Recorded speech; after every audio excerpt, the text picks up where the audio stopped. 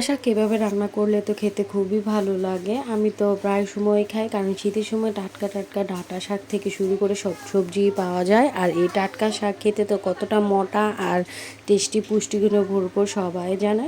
সবাই ভাবে ভিডিওতে শুধু শাকই দেখায়, গোছ মাংস দেখায় না। আমরা যা কিছু খাই সব কিছুই শেয়ার করি তোমাদের সাথে। আমি যেদিন মাছ মাংস খাই ওদিন মাছ মাংস খাই, আর যেদিন হচ্ছে শাক ব্যবহার করে তাই শেয়ার করি। আর শাক কতটা পুষ্টিগুণে ভরপুর তা সবাই জানে।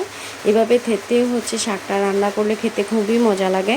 তবে একবার রান্না করলে খেয়ে দেখবেন, অবশ্যই আপনাদের কাছেও খুবই ভালো লাগবে। আমার কাছে তো এটা খুবই প্রিয়। আজকে তোমাদের কাছে আমার রান্নার ভিডিওটা কেমন লেগেছে অবশ্যই কমেন্টে জানাবো। আজকের মতো এখানে শেষ করছি, দেখা হবে নেক্সট কোনো ভিডিওতে। আল্লাহ হাফেজ।